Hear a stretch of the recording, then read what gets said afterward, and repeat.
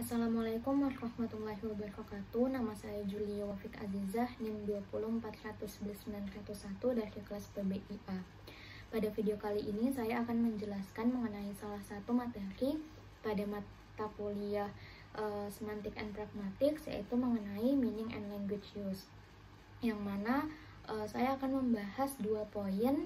Yang pertama itu adalah mengenai Bloomfield and Behaviorism, dan yang kedua adalah mengenai Speech Act Semantics.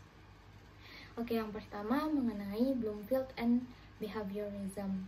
Nah, jadi sebenarnya behaviorisme itu dikenal sebagai teori psikologi. Nah, tetapi kemudian berkembang dan mencakup banyak hal, salah satunya dalam bidang linguistik.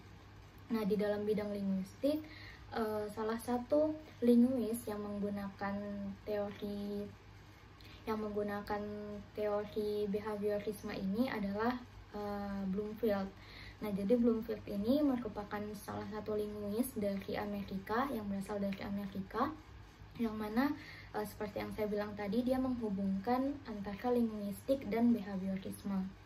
Nah, dalam cabang ilmu linguistik, yaitu semantik dan pragmatik, Bloomfield ini berpendapat bahwa makna itu adalah situasi yang bergantung pada hubungan antara ucapan dan peristiwa apa yang melatar belakanginya. Nah, jadi singkatnya adalah makna suatu ucapan itu tergantung pada bagaimana si pembicara ini dapat menstimulus pendengarnya melalui ucapan seperti itu. Nah, teori Bloomfield ini menekankan adanya stimulus dan respon. Nah, contoh yang ditawarkan oleh Bloomfield ini adalah mengenai Jill and Jack, yang mana di dalam contoh tersebut terdapat situasi atau peristiwa di mana Jill ini sedang lapar dan dia melihat pohon apel. Nah, lalu dia meminta Jack untuk mengambil apel itu untuknya. Nah, dari contoh tersebut, Bloomfield ini membagi 3 elemen penting agar dapat menganalisis peristiwa tersebut, yaitu yang pertama speaker's stimulus atau stimulus pembicara, yang kedua utterance atau ucapan, yang ketiga adalah hearer's response atau respon pendengar. Nah, untuk yang utterance-nya tadi itu atau ucapan itu dapat berupa dua, jadi dapat berupa respon pembicara dan juga stimulus untuk pendengar seperti itu.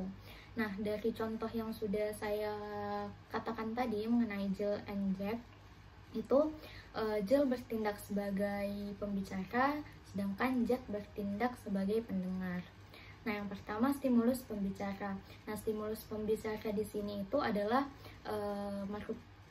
berbentuk rasa laparnya Jill dan juga buah apel yang dia lihat.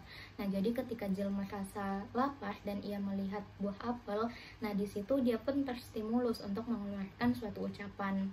Nah, lalu yang kedua ucapan. Nah, ucapan Jill tadi itu dapat menjadi respon pembicara, yang mana maksudnya itu adalah respon yang muncul akibat stimulus saat dia melihat apel tadi seperti itu. Nah, lalu ucapan Jill ini juga dapat menjadi stimulus, yang mana menstimulus Jack untuk mengambilkan Jill apel yang diinginkan Jill. Nah, lalu yang ketiga tadi, elemen ketiga adalah respon pendengar. Jadi setelah mendengar ucapan Jill yang menjadi stimulus untuk Jack, nah akhirnya Jack pun merespon stimulus tersebut dengan mengambilkan Jill apel seperti itu.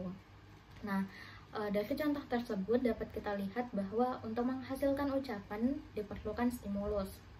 Nah, stimulus yang tergambar pada contoh Jill and Jack itu adalah apel yang dilihat oleh Jill. Nah, sehingga pada teori ini Bloomfield itu menyarankan bahwa agar menghindari kesalahan identifikasi, untuk menghindari kesalahan identifikasi makna atau objek, maka disarankan agar makna itu dapat dicirikan dalam kaitannya dengan ciri-ciri khas situasi. Nah, maksudnya adalah seperti penjelasan saya sebelumnya, di mana makna itu atau makna ucapan itu tergantung pada peristiwa yang melatar belakanginya. Nah, namun pandangan Bloomfield ini ditolak oleh beberapa linguis atau linguis lainnya, dikarenakan menurut mereka ada beberapa kata tertentu yang dapat diucapkan tanpa perlunya kehadiran objek yang dimaksud. Nah, contohnya semisal seorang dosen berkata kepada mahasiswanya, tolong ambilkan saya LCD, misalnya seperti itu. Nah, dalam situasi tersebut dosen ini tuh tidak harus melihat LCD terlebih dahulu sebelum dia mengucapkan kalimat tadi. Nah, bisa saja dalam situasi ini dosen ini tuh masuk ke kelas ingin mengajar dengan menggunakan atau dengan menampilkan PowerPoint. Nah, maka dari itu dia meminta kepada mahasiswanya untuk diambilkan LCD. Jadi memang karena si dosen ini membutuhkannya seperti itu, bukan karena dia melihat LCD di depan matanya. Oleh karena itu dia meminta untuk diambilkan LCD. Jadi tidak harus ada objek langsung di depan mata. Maka dari itu si dosen ini meminta untuk diambilkan LCD seperti itu. Nah, lalu kita lanjut ke poin kedua, yaitu mengenai speech X semantik. Nah, jadi pada poin ini saya akan menjelaskan mengenai speech X semantik menggunakan pandangan Austin. Nah, jadi Austin ini juga merupakan salah satu linguis yang mana Austin ini berpendapat bahwa dalam mengucapkan sebuah kalimat, seorang pembicara itu pada umumnya terlibat dalam 3 tindakan berbeda. Nah, jadi 3 tindakan berbeda ini ada namanya lokusi, ilokusi, dan perlokusi. Nah, singkatnya lokusi itu adalah merupakan ucapan yang diucapkan dengan makna tertentu. Ilokusi itu merupakan makna yang terkandung dalam ucapan tersebut, sedangkan perlokusi itu adalah efek dari ucapan tersebut, atau bisa juga dikatakan apa yang dilakukan atau tindakan apa yang timbul sebagai hasil dari makna ucapan tersebut. Nah, contohnya semisal saya berkata kepada teman saya, parfummu harum, seperti itu. Nah, ucapan saya ini termasuk atau merupakan lokusi, yang mana saya mengucapkan kalimat tersebut dengan makna tertentu. Nah, lalu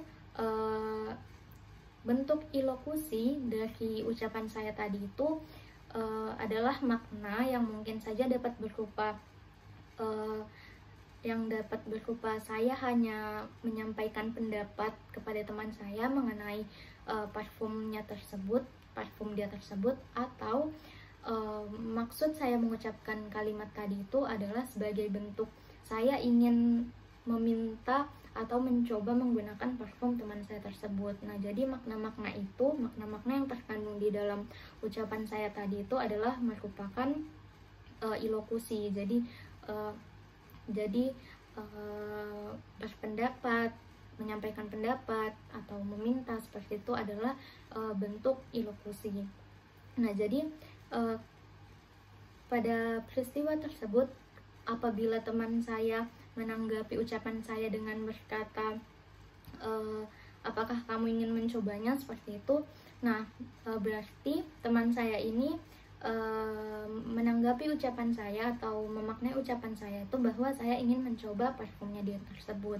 Nah, ketika peristiwa itu berjalan demikian, teman saya pun meminjamkan saya parfumnya, semisal seperti itu. Nah, ketika teman saya meminjamkan saya parfumnya tersebut, itu kan terjadi sebuah tindakan atas ucapan saya. Nah, tindakan tersebut itulah yang disebut dengan perlokusi. Nah, selain itu, Austin ini juga membagi ujaran menjadi 2 bentuk. Yang pertama itu adalah ujaran konstantif. Nah, jadi ujaran konstantif ini adalah ujaran yang menggambarkan suatu keadaan faktual. Jadi ujaran ini tidak dapat dibuktikan dengan tindakan, tetapi dapat diketahui salah atau benarnya. Nah, ujaran ini juga biasa disebut dengan ujaran deskriptif. Contohnya semisal kalimat adikku bersumpah dia tidak akan pulang larut malam lagi. Nah, contoh kalimat tersebut itu adalah merupakan ujaran konstantif, di mana kalimat tersebut itu menggambarkan suatu keadaan yang faktual. Nah, meskipun begitu, hal tersebut itu atau kalimat tersebut itu tidak dapat dibuktikan dengan tindakan. Nah, karena yang bersumpah itu adalah adik kita, bukan kita. Jadi maksudnya itu kan yang berkata adikku bersumpah dia tidak akan pulang larut malam lagi itu kan kita. Nah, sedangkan kita itu hanya menyampaikan atau menggambarkan perbuatan yang dilakukan oleh adik kita. Oleh karena itu hal tersebut atau kalimat tersebut itu tidak dapat dibuktikan dengan tindakan secara langsung. Nah, tetapi seperti yang saya bilang tadi, itu dapat ditentukan benar atau salahnya, karena kita sebagai orang yang maksudnya adik kita bersumpah kepada kita, ya berarti kita dapat mengetahuinya kan, benar atau salah, seperti itu. Nah, lalu yang kedua ada ujaran performatif. Nah, jadi ujaran performatif ini adalah ujaran yang berimplikasi dengan tindakan si penutur, tetapi sulit untuk diketahui dan ditentukan benar atau salahnya. Nah, contohnya kalimat saya berjanji akan membelikan adik saya hadiah. Nah, dalam contoh kalimat itu saya melakukan tindakan yaitu berjanji. Nah, namun hal tersebut itu masih tidak dapat ditentukan benar atau salahnya dikarenakan saya masih berjanji. Maksudnya saya belum melakukan tindakan untuk membelikan adik saya hadiah. Nah, ketika saya sudah melakukan tindakan yang saya janjikan tadi, jadi ketika saya sudah membelikan adik saya hadiah, itu tandanya ucapan saya benar, tetapi ketika sebaliknya berarti ucapan saya salah. Nah, seperti itu.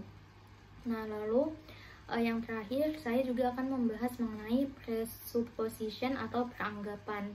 Nah, jadi peranggapan ini adalah sesuatu yang dijadikan sebagai dasar pembicaraan oleh pembicara.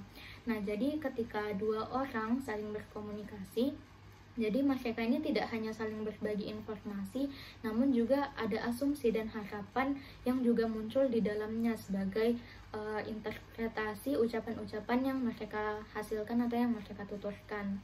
Nah, jadi suatu kalimat itu dapat memperanggapkan dan mengimplikasikan kalimat yang lain.